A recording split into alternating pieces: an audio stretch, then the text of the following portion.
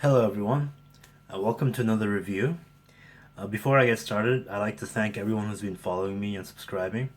I'm almost at 300 subscribers now and I'm really grateful because this gives me an outlet to speak my thoughts about various products which I can share with you on YouTube.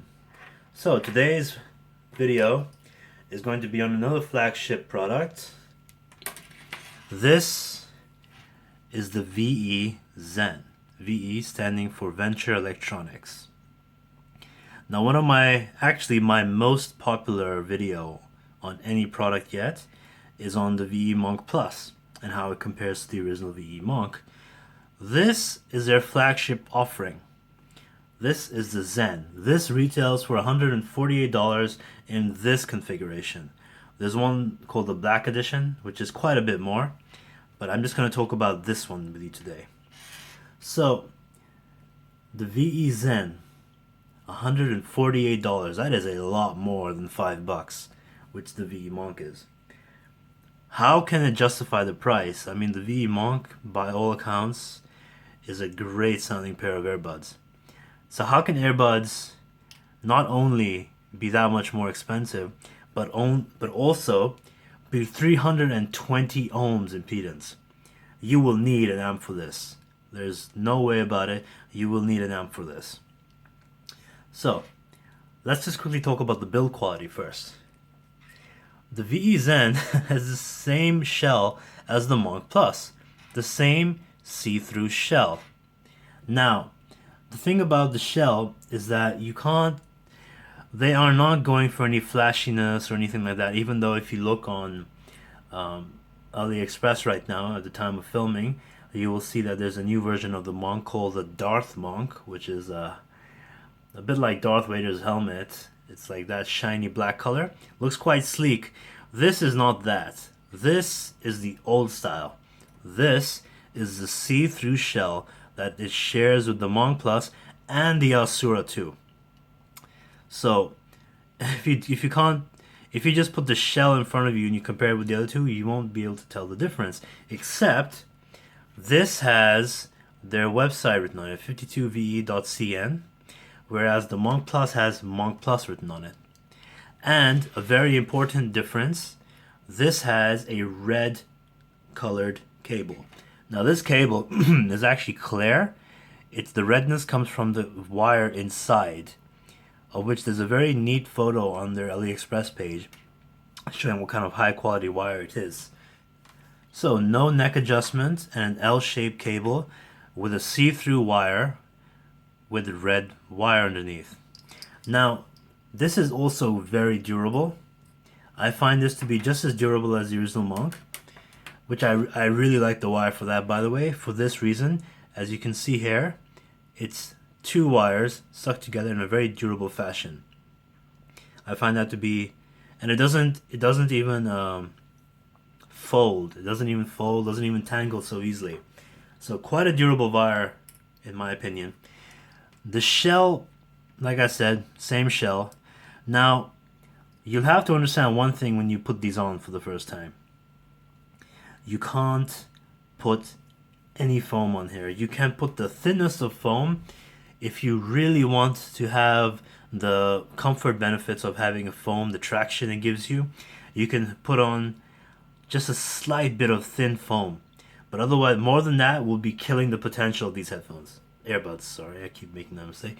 So these earbuds, you just can't cover them. They will become stuffy. They will reduce the quality of the mids. They will bump up the bass to a level which is not pleasing. It'll just ruin the sound characteristic and the strengths of these. So these are very fickle. You have to leave them bare. These are the nudists of earbuds. You can't put anything on these or they will just change too much. There's no leeway. It's not like the original, it's not like the Monk Plus where you can put, like I sometimes used to put on 2 layers of foam and then the rubber ring around it. Anything you put on this will change the sound characteristic. Even the rubber ring. It just begs you to stay clean. Now the sound. We talked about the build. Why would you want to have an earbud which is completely plain looking with nothing on it? The reason is the sound. The sound of these is spectacular. They don't even sound like earbuds to me. I heard people talk about how they don't sound like earbuds. When I put these on, if I didn't feel the earbuds in my ear, I would just think I have headphones on because it just sounds like a fully open can. The reason for this is because of the amount of control it has over over the whole dynamic range. The bass is very present and very controlled. It's a bit rolled off, obviously, because it's still an earbud. You know, you can't have deep sub bass from this form factor. It reminds me a lot of the HD 600 by Sennheiser, which is a somewhat neutral but warm pair of headphones, which are so popular. Like, everybody loves them. And everyone would love these if they put them on for the same reason. They have a very strong mid-range. The mid-range on this is what gives it the strength that it needs to be called the flagship of VE's whole line. The strength of the mids is such that it makes me think of full-size headphones, especially the HD 600. There's just so much body to the vocals, the acoustic guitars, every instrument you can hear. And the treble is comfortably extended, but it doesn't get sibilant at all. These are not a bright pair of earbuds. I would classify these as quite warm overall. Warm, but still quite a bit detailed.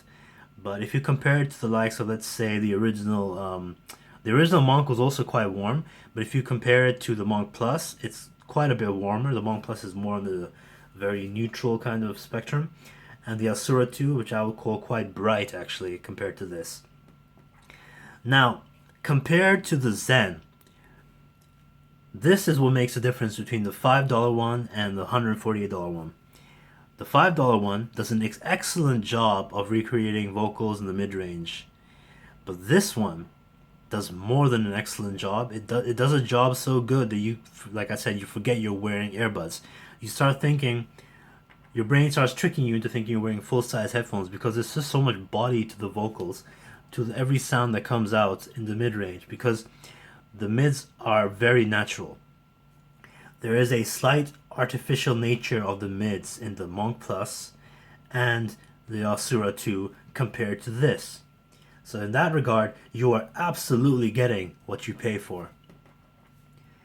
The mids on this are so good that vocals, male and female, both, there's no dip, there's no bias between, okay, male vocals will sound good but females won't, or, you know, that what the female will and the male won't.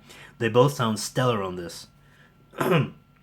Full orchestras will be cleanly reproduced with this, with more oomph to it than the original Monk, the Monk Plus, or the Asura 2, because this has a certain amount of bass control in it to make those percussion instruments really hit hard.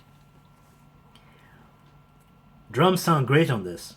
They have the snap required in the snare. They have the extension, the treble enough to make the cymbals pop out, and they have the bass to drive the kick drum and the toms. It's great for percussion instruments. What this isn't so great for is, however, EDM. EDM is a genre which I would even say the Monk Plus wasn't that great with. The Asura definitely is not great with that. This isn't that great with that either.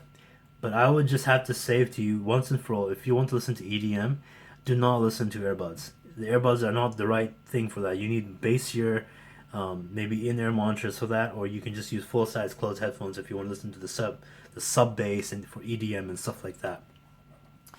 This is for more not traditional genres, I guess, or like more vocal driven genres. Like, you can listen to classic rock on this, it'll sound stellar.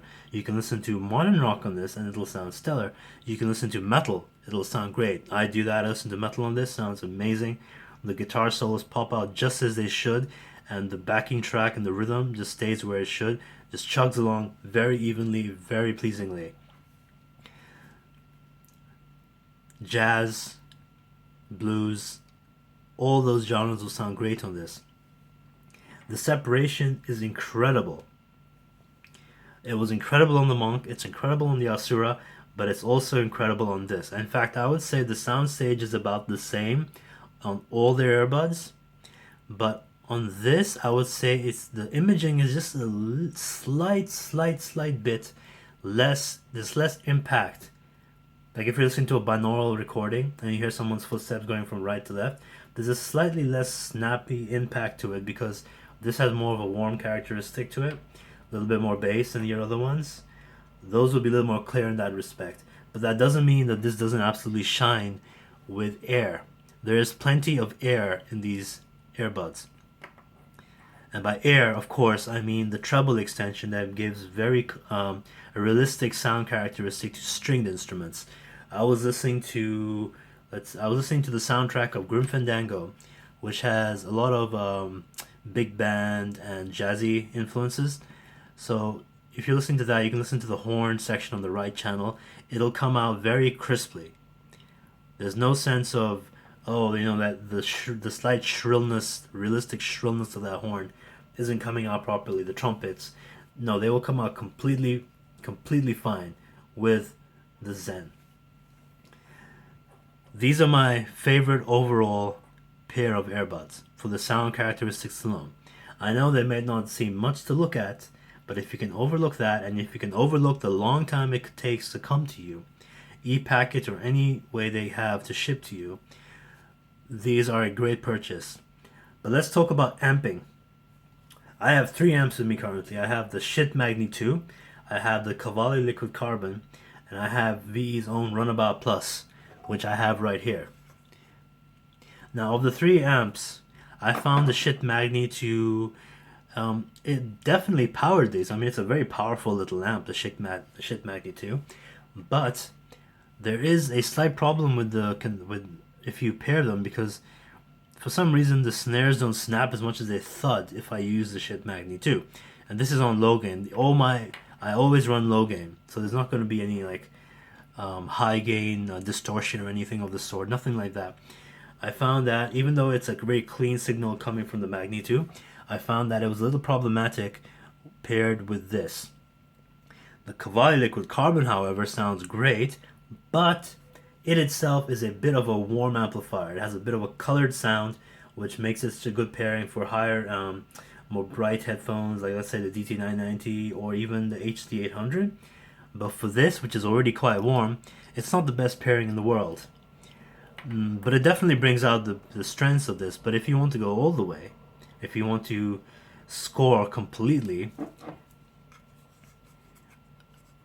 this is the best thing I have in my repertoire right now for driving these. Now, I know you're thinking, oh, this is VE's own amplifier. Of course, they're going to tune the Zen and the amplifier to be good with each other. Yeah, I thought so too. But I didn't realize how good the synergy would be. It's excellent. At this volume. This is the exact volume I run it at, about 9 o'clock exactly. That is loud enough. 320 ohms, no problem. That is loud enough to listen to. I plugged my Gungner DAC straight into this, and that's all I need. On low gain, once again, low gain. So I find this to be my favorite pairing because this adds a slight bit of warmth to it. It has a tiny bit of color, but it has overall neutrality and a very good amount of power for its small form factor. Very good for portable setups too. Like, I would not recommend taking these outdoors really, because these are open, the sound leakage, complete sound leakage. If you take these on a bus, you'll hear more bus than music. But if you want to take them along with you on a trip where you if you're going camping and you want to just sit down and listen to music on this for some reason, go for it, definitely. Sit next to a waterfall and listen to this if you can hear it. Go for it. You need something like this for that, and a digital audio player or even a cell phone. These are my favorite earbuds. The Monk was my favorite earbud. Now these are. Of course, that's a very natural continuum, continuing factor with their products. But let's bring in the originals just to compare. Now over here, I have the Monk Plus, which I still use when I go in public because I don't want to. Of course, I don't want to take that. I don't really have anything that can drive that in public comfortably. I don't want to be carrying this with my cell phone. I'll reserve this for when I have a digital audio player, which is of the same amount of thickness, so I can, you know, what are they rubber ring them together and stuff like that. This, as you can notice, I have foam on these, full foam, to distinguish between left and right, and to add to the comfort and to the sound characteristic, making it a little warmer, a little more bass. Can't do that with the Zen. Absolutely can't do that with the Zen. The cable is rubber, double, but you can't see right through it like you can with the Zen. You can't see that really premium cable. I'm not sure what it's called exactly, but the red one, they don't use that. Now here I have the Asura 2. Now you're probably thinking I'm trying to trick you by bringing the Monk in again, even though it's right there. No, this is the Asura 2. The only difference to the eye between this and the Monk Plus would be the L-shaped adapter versus the straight one, and the fact that it doesn't say Monk Plus, it just says their website. Now I will do a review on this and I will compare it to the Zen, but I'll just tell you straight up right now, the major difference: the Zen is warm, has a lot of meat to the sound, while the Asura is still a bit bright. Like, it's a bit like the Monk Plus. It's a bit more bright, a bit more neutral. These are not so neutral. I did compare them with the HC600, but that's because of the warmth. There's no real veil over them or anything like that. There's no veiled sound. The warmth and the strongness in the mids. The mids in full-size headphones, the HE500 and the HD600 are my favorite mid-range of all full-size headphones. And these are my favorite mid-range in all earbuds. Like I've said before, it's so hard to compare these to other earbuds. These are in a league of their own, and I would recommend these to anybody who has an amplifier good enough to drive them. So, definite recommendation from me, and I definitely believe that this is a great step up from the $5 Monk Plus. This is their flagship. They might come out with new products in the future, but for now, this is the best they have to offer in my opinion. Thank you for watching my review, and I'll see you next time.